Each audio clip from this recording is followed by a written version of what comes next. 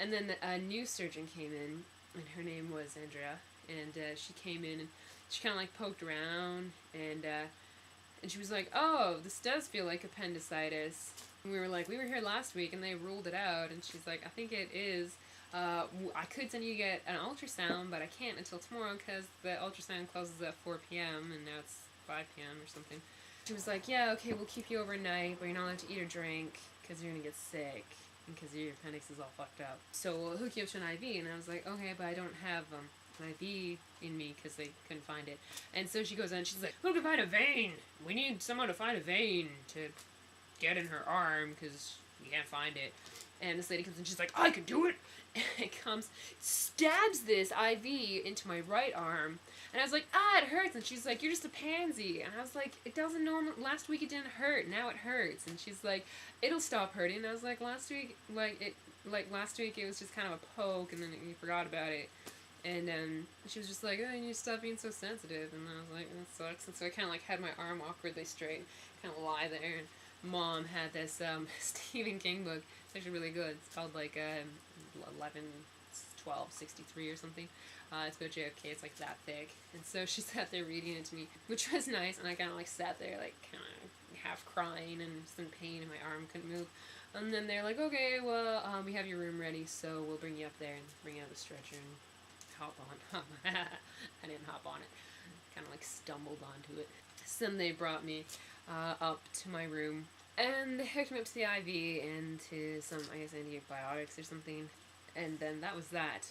And Mom stayed and read for a while, and then she ended up going home because they kick you out at like 8 p.m. or something. So she went home, and I tried to get to sleep, but I was in like, pain and like throwing up, I guess. And the nurse guy comes in, and he was like, "Hey, how's the pain?" And I was like, "It sucks a lot." And he's like, "Do you want some painkillers?" And I was like, "Yeah, sure. I could deal with some painkillers," because last week when I was in here, they would just be like, "Oh, you're in pain," and hook up another baggie to my IV.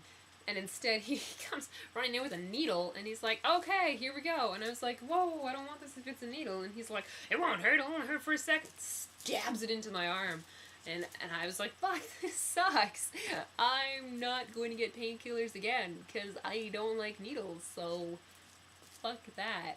And then he comes in, and I was like, "Hey, this IV really hurts." And he's like, "You're just sensitive." And I was like, "It didn't hurt last week, now it really hurts." And he's like, "Yeah, you're just sensitive, stop being so sensitive."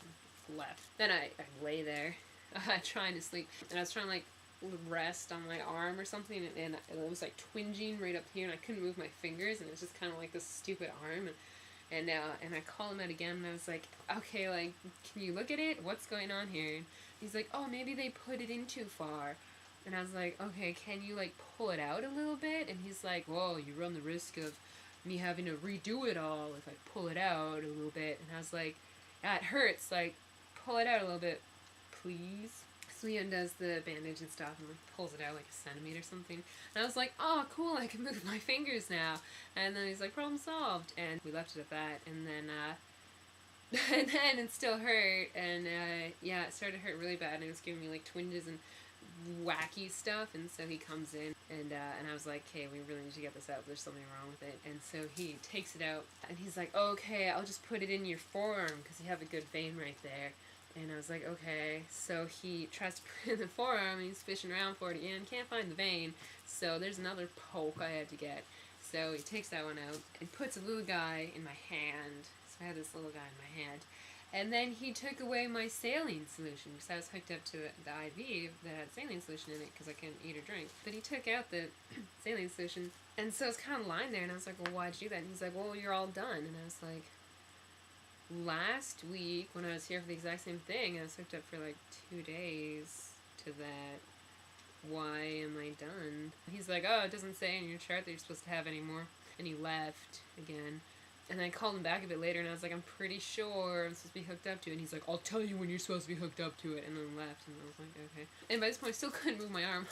So it turns out that they had actually hit a nerve when they tried to put the IV in.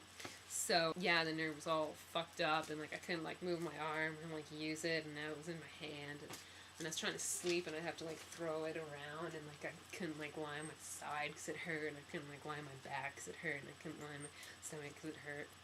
It sucked. And you know, morning came, and everyone had their breakfast, and I had to sit there listening to them eat their breakfast, which is always fun.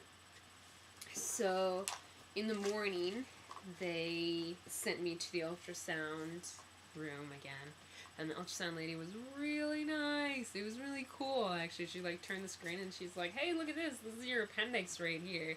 We found it. And I was like, that's awesome, because before they couldn't find my appendix or my bladder, and I was like, I'm pretty sure I have a bladder. And so yeah, she showed me where my appendix was, and she's like, yeah, it's definitely like swollen all around it. And then she was like, whoa, look at your bowels, because like I couldn't go to the washroom at this point. I still couldn't go to the washroom, which sucked, but it's not like I was eating or drinking anything, so I guess it didn't really matter. It just sucked anyway. And she was like, yeah, look at your bowels here. And he looked at it, and it's like, it was kind of shaped like that, I guess. And it was just, stuff was like, like it was just going back and forth. It wasn't actually doing anything. Or like, so she looked at it and she's like, it's funny because it's moving a lot, but it's not actually accomplishing anything. It's like, does it sound good?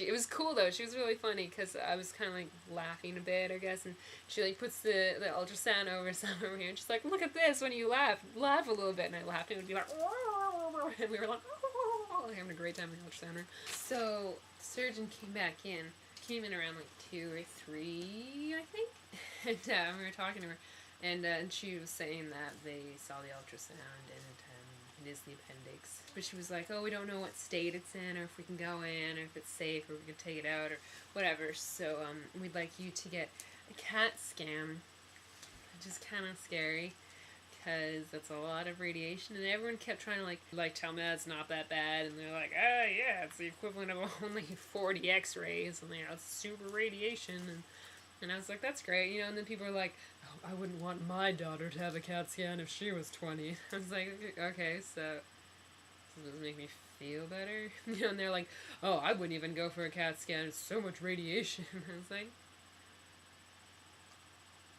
okay, thanks. Yeah, that really didn't, they really weren't talking that up too well.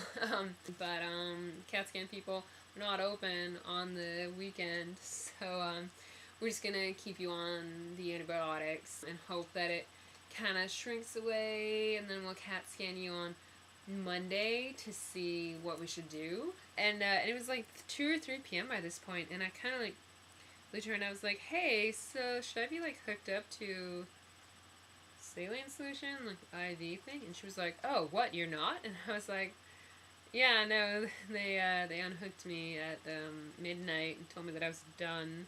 And she's like, oh my gosh, because I haven't been able to eat or drink anything, and I've been unhooked from this fucking machine for 12 hours or whatever, 13 hours. And she's like, oh my gosh, and like runs off, and someone comes in as if it's like totally normal. They're like, here's your saline solution. And I was like, thanks, brah, you could have hooked it up last night. Thanks so much.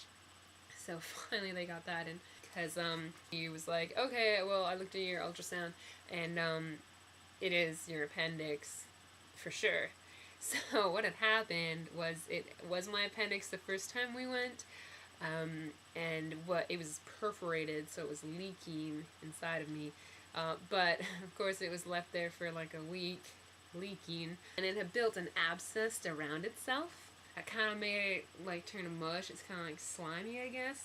And if they were to go inside me, they couldn't do it laparoscopically, which is the cool one where they just put like a camera into your belly button, and these 2 little things like side your belly button, and they like go around and take your appendix out through your belly button, which seems alright with me. I'm fine with that. But yeah, she said that because of the abscess, it had actually shut down my intestines, which is why I couldn't go to the washroom and why it hurt so much. It had actually shut down my intestines.